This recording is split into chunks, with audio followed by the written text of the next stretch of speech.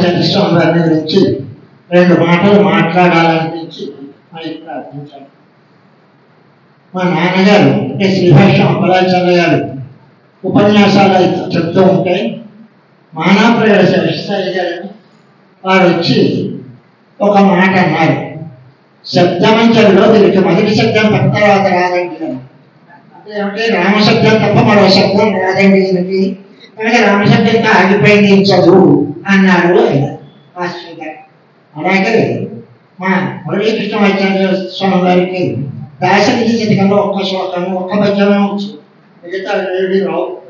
నిజమా కాదా? పట్టణ భీము రాజ్యజన బాంధవుడు ఉజ్వల బాణతూణ కోదండ కళాప్రచండ దండవమూర్తికి రామమూర్తికి 2వ సతికయో మిగ నీడరుచు గడగట్టి దేవికాండ గడాండ గాండ నిగమ్మలు గాండమనుండ మొత్త వేదండమనెత్తి చాటిదని అంటాడైన. అలాగే ఎవరు ఎదురొచ్చినా సరే మా రాముని గురించి మాట్లాడారా అని వెళ్ళి ఒక సింహంగా మీద పడతారు. అలాంటి వారికి సమానంగా మళ్ళీ ఐదు తీసుకున్నాను, క్షమించాను. ఇప్పుడు మనం మురళీకృష్ణమాచార్య స్వామి వారి ప్రతిస్పందనను సేవిస్తాం. ఆ తర్వాత వీరి మాటల్లో వారి తండ్రి గారి వైభవం కూడా రావచ్చు, పురస్కార విషయం రావచ్చు, రఘునాథాచార్య స్వామి వారికి రావచ్చు. అలాగే మా మిత్రుడు వారి సోదరుడైన రాఘవాచార్య స్వామి వారు కూడా తండ్రి గారి గురించి తమ్ముడి గారి గురించి వారు మాట్లాడచ్చు. వారికి 2 అంశాల్లో అవకాశం ఉంది, దీనికి ఉంది.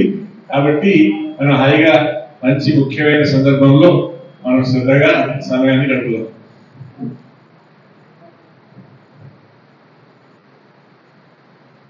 వేదాంతద్వయ తత్వజ్ఞం మంత్రమంత్రార్థకం గురుం శ్రీమన్నారాయణాచార్య రామానుజయతిం భజే.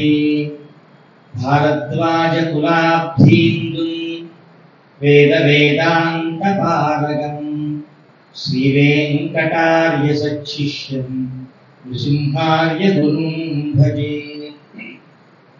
ధ్యాయే భద్రాద్రివైకుంఠరామం సీతారమాన్వితం శంఖచక్రధనుర్బాణధరం సౌమిత్రిసేవితం. శ్రీమాన్ శ్రీ రఘునాథదేశికమణిః సచ్చిష్య చింతామణిః తాతాచార్య తపఃఫలాయిత హయగ్రీవావతారో మహాన్. శ్రీభాష్యాది సమస్త శాస్త్ర విషయ వ్యాఖ్యానవాచస్పతిః జీయాత్ కవిశాబ్ద కేసరివరో శ్రీశాస్త్రరత్నాకరః. ఈ శ్లోకానికి నా స్వీయం చిన్న సందర్భం. కర్నూలులో రఘునాథాచార్య స్వామి వారి యొక్క శతజయంతి ఉత్సవాలు చాలా వైభవపేతంగా జరిగాయి. 7 మంది జీయన్లు ప్రధానమైనటువంటి విద్వాంసులంతా వేయించేసి ఉండి ఆ కార్యక్రమంలో నాకు ఒక రోజున మాట్లాడడానికి అవకాశాన్ని కల్పించారు రఘునాథాచార్య స్వామి వారు.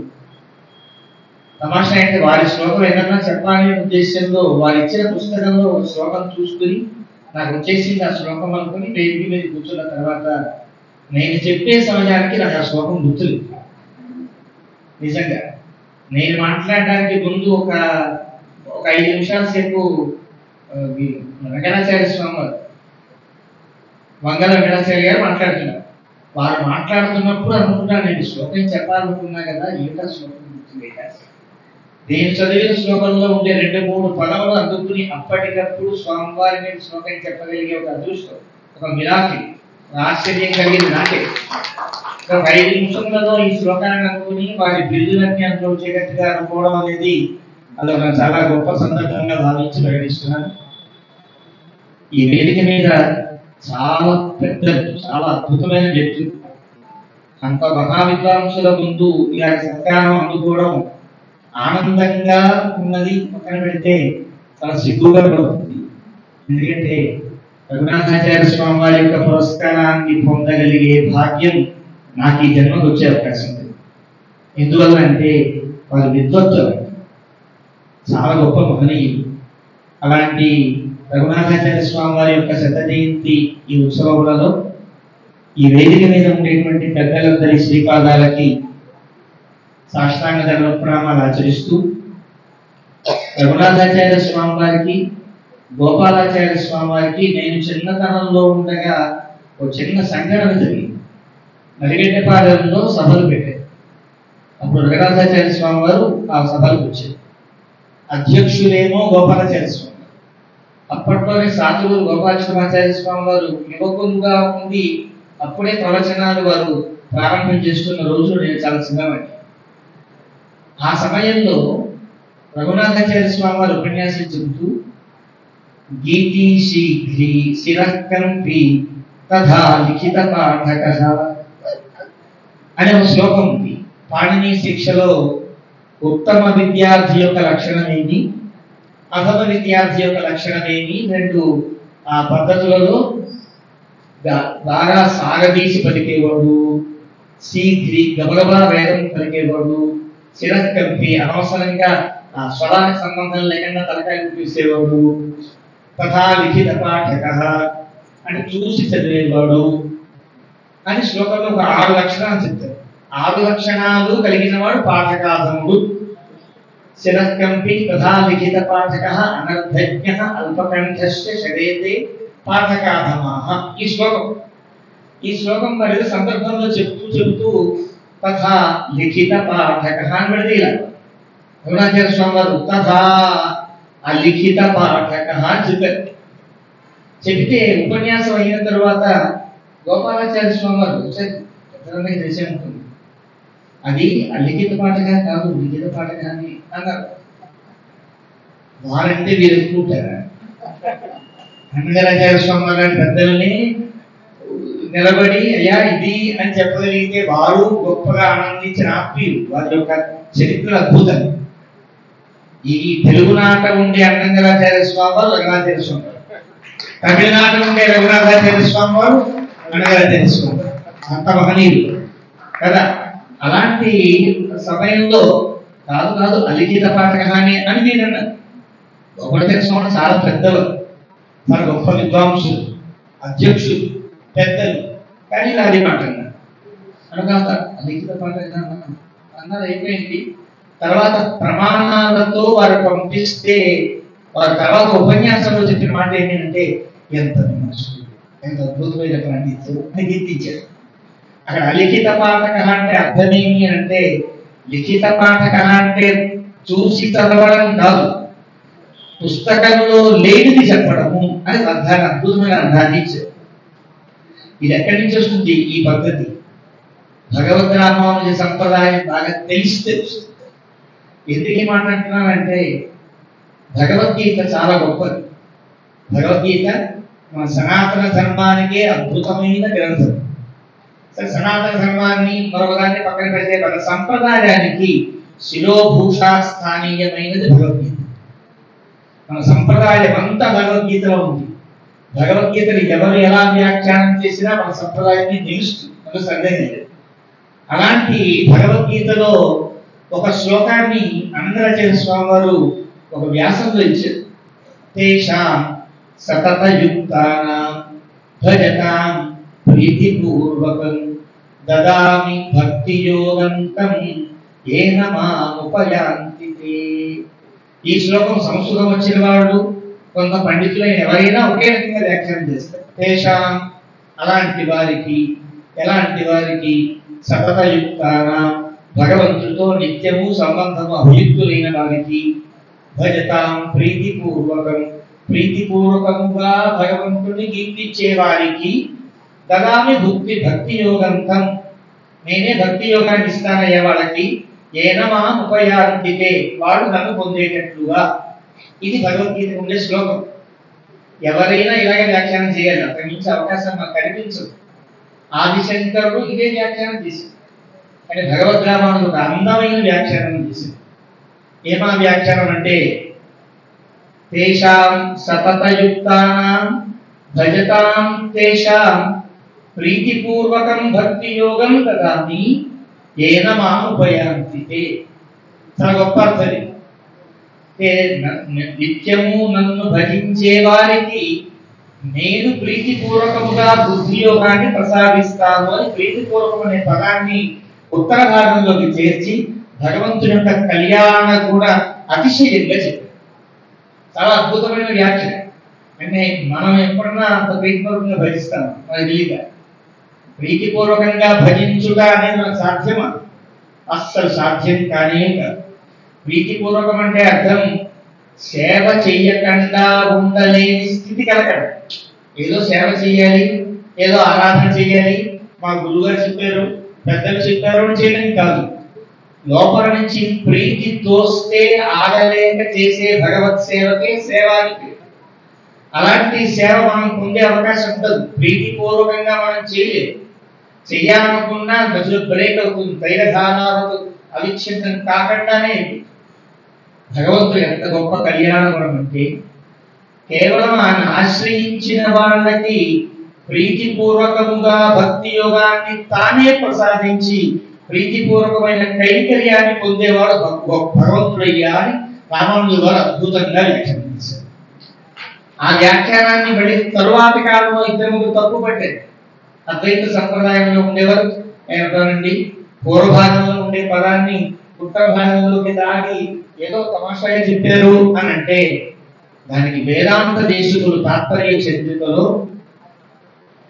ఏదో చెప్పు దెబ్బ అంటే బాగుండదు కాబట్టి చాలా ఘాటుగా చెప్పారు. అంటే ఆ పదంలో ఉండేటువంటి స్వారస్యాన్ని రామానుజుల వారు చేసినటువంటి ఆ వ్యాఖ్యానంలో ఉన్న విశేషాన్ని ముందు వెనకల శ్లోకములతో కలిపి అనుసంధానం చేస్తూ ఇది రామానుజుల వారు చేసిన వ్యాఖ్యానమే సముచితమైన వ్యాఖ్యానము అని తీర్మానించారు. ఇలాంటి ఒక అద్భుతమైన అంటే ఏదైనా ఒక అద్భుతమైన అంశం ఉంటే శాస్త్రములలో దాన్ని భగవద్గుణానుకరణంగా భగవద్గుణానుసరణముగా తీర్చిదిద్దడం అనేది భగవంతుడిని పూర్తిగా విశ్వసించిన వారికి మాత్రమే సాధ్యం. భగవంతుడు ఉన్నాడో లేడో అని ఆందోళనగా ఉండడానికి ఎలా అర్థమవుతుంది కనుక అది ఎంతవాదైతే కనుక ఇక్కడ భగవద్ రామానుజుల ఆ రకమైన వ్యాఖ్య అలిఖిత పాఠక అని రఘునాథాచార్య స్వామి వారి యొక్క వ్యాఖ్యలు కూడా కనిపిస్తుంది. వీళ్ళంతా కూడా మధువ్రతులు అని అంటారు పెద్దలు. తవాముకస్యందిని పాద పంకజే నివేశితాత్మా కథ నమ్యదీక్షతి మధువ్రతో నేక్షురకం హి వీక్షతే నేక్షురసం హి వీక్షతే. రెండు పాఠ నేక్షురకం హి వీక్షతే అని ఒక మధువ్రతో నేక్షురకం హి వీక్షతే అని శ్లోకం. ఆ మధువ్రతులు అంటే అర్థం మధువైన భగవంతుడిని నిత్యముగా కొలిచే వ్రతములు కలిగిన వారు అని వ్యాఖ్యానం చేస్తారు. మనకి ఆళ్వార్లు అడియవర్ தங்கள் உள்ளத்துள் ஊறிய தேரை అని ఒక అద్భుతమైన మాట చెప్తారు. వారిని ఆశ్రయించి ఉన్న వాళ్ళలో భగవంతుడు తేనెలాగా వాళ్ళు ప్రకాశిస్తూ ఉంటాడు. అలాంటి మధువర్తులైనటువంటి మహనీయులు ఎప్పుడు ఏ రకమైన వ్యాఖ్యానం చేసినా ఆ వ్యాఖ్యానం భగవంతుని గుణాతిశయాన్ని పెంపొందిస్తూ ఉంటుంది. అలా విష్ణు సహస్రనామాన్ని కనుక పరిశీలిస్తే ఆ వ్యాఖ్యానాన్ని ఒక అద్భుతమైన వ్యాఖ్యానం. అప్పలాచార్య స్వామి వారు అన్న మాట ఎంత అద్భుతమైన మాట. వారికంటే పెద్దవారు. అలాంటి వారు అవకాశం దొరకపోయింది రఘునాథాచార్య స్వామి దగ్గర కొద్దిగా ఏదో ఒక గ్రంథాన్ని సేవిస్తే బాగుండేది అనుకున్నారంటే రఘునాథాచార్య స్వామి వారి యొక్క పాండితి వైభవం ఎంతో కనిపిస్తుంది. అలాంటి మహనీయుల యొక్క పురస్కారం పొందడం అంటే అది గొప్ప అదృష్టం, గొప్ప భాగధైర్యం.